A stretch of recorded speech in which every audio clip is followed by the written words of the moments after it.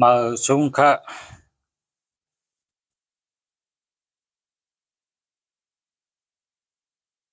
Mở súng khá Mở súng pemimpin Mở súng pemimpin Putamyin kukon khá Mở súng ta sen khá Mở súng khá Mở súng khá Mở súng pemimpin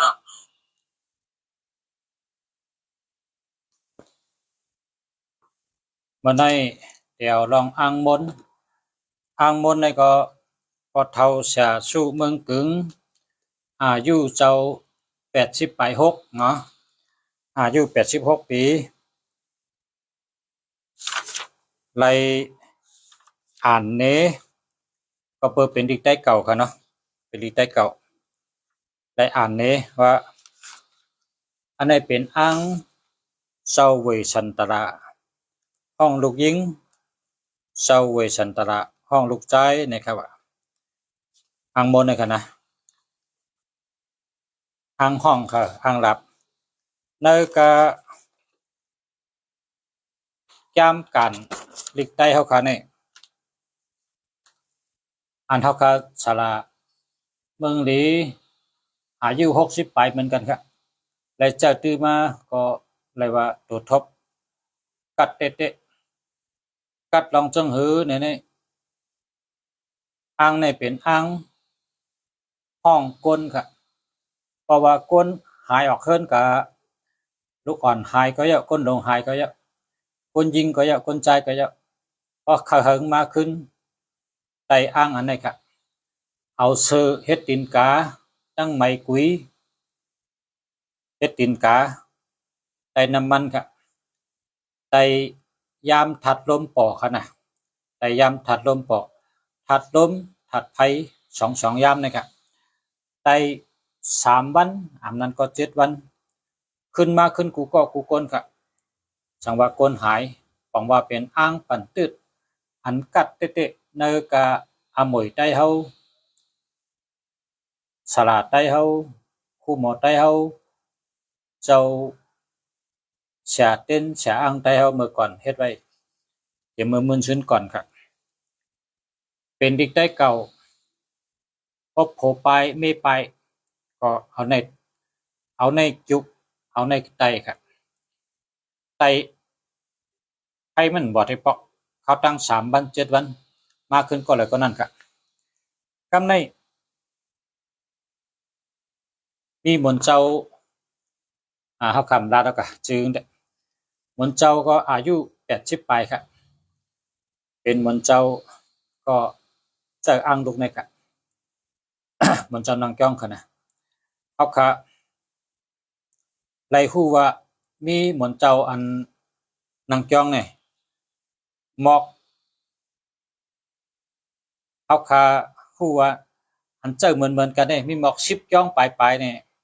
กัดเตะๆค่ะอังอันนี้นะเหมือนกันเจอเหมือนกันกันในขาเฮาฮอตั้งฮอตั้งจ้อยตั้งฮอตั้งจ้อยเสียงมันก็เผ็ดเมื่อว่าข้าก็เลยย้อนต้องถามพอเท่าเสียสู้เมืองกึ่งพอเท่าเสียสู้เมืองกึ่งได้เป็นไต้เมื่อก่อนเตะอายุ86ขนาดเนาะก็นี่เสียลงในห้อนี้ว่าเปิ้นว่าไหนเสียงเพนดีเนี่ยเขาขึ้นเต็มเป็นเด็กได้มาไว้เขาเสียปีฉันน้องเขาแล้วก็เจ้าตื้อก็เป็นความจุกมันเนี่ยออกเสียงเด็กได้มาเพนนะคัดเต็มไว้อันนี้ก็คัดเต็มให้ลงกับเนื้อเพชรปุกค่ะนะเพราะว่าอะไรไปกู้นะมาเดี๋ยวในคัดไอ้ห้อนี้เสียงมันแตดเสียงมันเพนนะเสียงแตดเสียงแตดเสียงเพนมันว่าจังหือนะครับว่าอังเจ้าเวสันตระห้องลูกอังเจ้าเวสันตระเจ้าเวสันตระห้องลูกยิงห้องลูกใจนะครับเนาะชื่ออังเนี่ยอังในเอาสร้างเป็นอังสุรสติเสียงดีก็เลยเอาเป็นอังห้องลับลับดีก็เลยเอาเป็น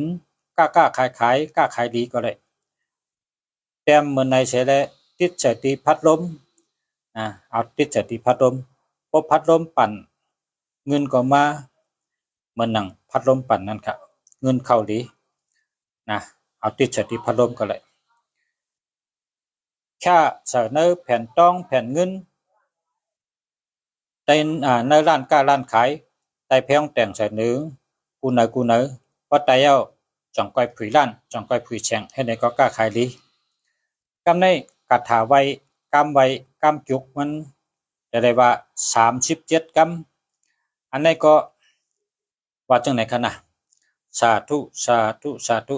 นะโมตัสสะภะคะวะโตอะระหะโตสัมมาสัมพุทธัสสะนะโมตัสสะภะคะวะโตอะระหะโตสัมมาสัมพุทธัสสะ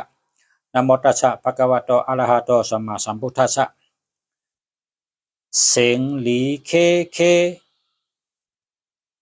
ห้องครับหมูแสนสิ่ง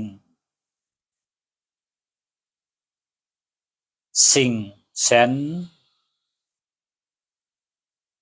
หมูลูกเต้าเคปันเสียงหลีเคห้องครับหมูแสนหมูลูกเต้าเคปันเสียงปันเคห้องเคหลีเสียงนะครับได้เป็นเสียงดิกได้เบอร์เต็มเพนกำเดียวกันเนี่ยเสียงดิกได้เบอร์เป็นตัวได้เบอร์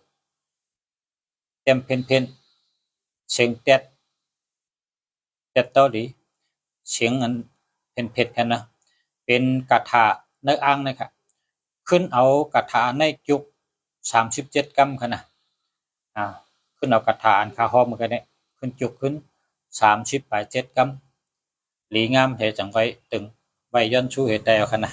ดูใต้ก็ได้ดูซองก็ได้ครับนะอันนี้เป็นสติกเกอร์ครับที่ใครเฮ็ดไว้เนี่ยครับเป็นเฮ็ดไว้เป็นสติกเกอร์เอาติดที่เลยก็ได้ครับนะข้าได้อ่านทั้งข้าได้อ่านเป็น3เปลี่ยนนะเมื่อกี้ในเปลี่ยนที่1เนี่ยยาวกว่าข้าได้อ่านทั้งก็ทำได้เชิงครับเสียงหลีเคห้องครับหมูแสนสิ่งแสนหมูลูกเต้าเคปันเสียงหลีเคห้องครับหมูแสนหมูลูกเต้าเคปันเสียงปันเคห้องเคหลีเสียงทางเปลี่ยนครับเสียงหลีเคห้อง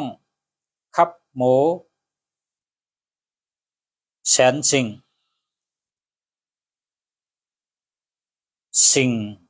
แสนหมูลูกเต้าเคปันเสียงหลีเคห้องครับหมูแสนหมูลูกเต้าเคปันเสียงปันเคห้องเคหลีเสียงนะครับเขาอ่าน3เปลี่ยนนะเขาก็ขึ้นถามอธิกปีมันบอกว่าจังหือเนี่ยพอเป็นกำไตในเสียงหลีเคเนี่ยเป็นเสียงลาเพเกจูปอโลเมห้องหาลูกล่างว่าเสียงหลีเคเนี่ยนะบอกว่าเป็นเสียงหลีปอโลเมห้องหาลูกล่างห้องครับหมูแสนอันแสนเนี่ยบอกว่าแสนเมียวแสนปึงแสนลองแสนนะตั้งหลงตั้งหลายในคำว่าแสนแ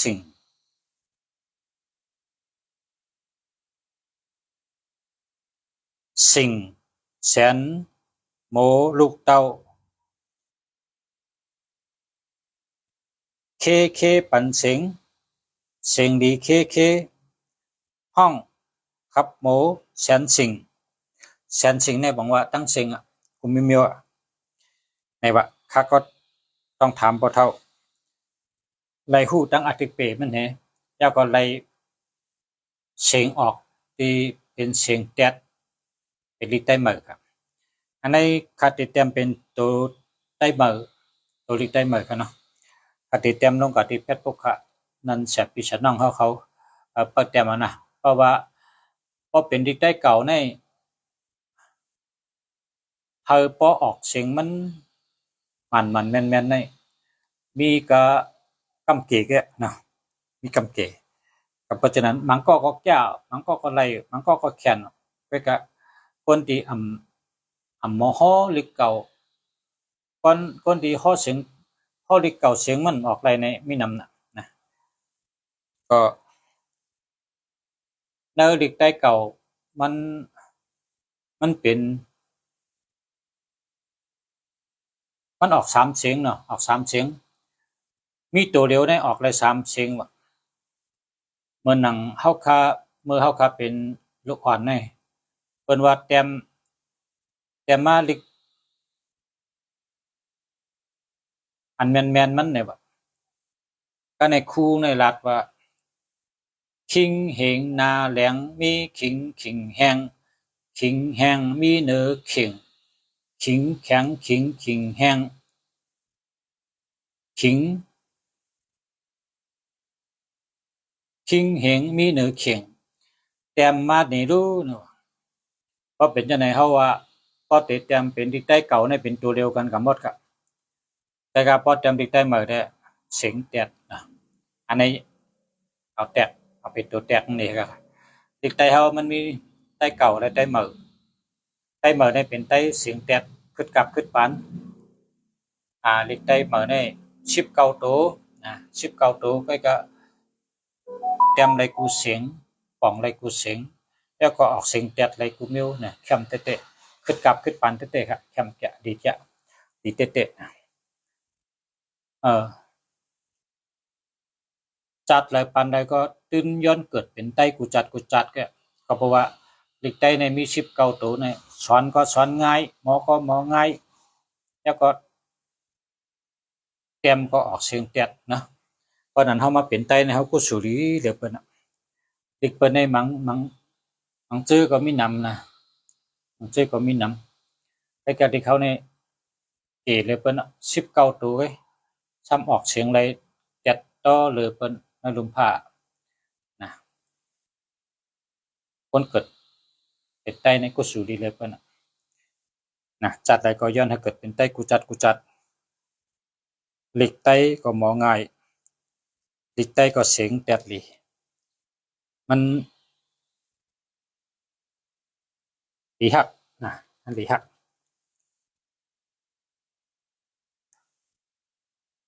หลีกไต้ดีฮักเมืองไต้ดีฮักคือไต้ดีฮักจะจัดไต้นะเป็นฉะนั้นครับอันนี้ก็เป็นอังจะเวชันตระเนาะอันนี้ก็ลองลิกเนี่ยกับไก่ด้วยลองลิกไต้เก่าลิกไต้ใหม่ให้ก็แม่นเป็นอังในเป็นอังดีค่ะนะอังในเป็นอังดีเพราะว่าชาเสนอร้านเงินร้านตองร้านจึนร้านเห็ดร้านช็อตเอาสองเป็นนักไฟก็เลยเอาเฮ็ดเป็นอ้างสองก็เลยเป็นเมตตาอาจุนลาบดีแต่นะมาสงฆ์ยันชูให้พ่อแม่พี่น้องผู้ทำยินอยู่ดีกินหวานให้การขึ้นยามาสงอยู่ดีมีเงินอะไรคือปืนกูก็กูคนใช้กำค้ามาสงฆ์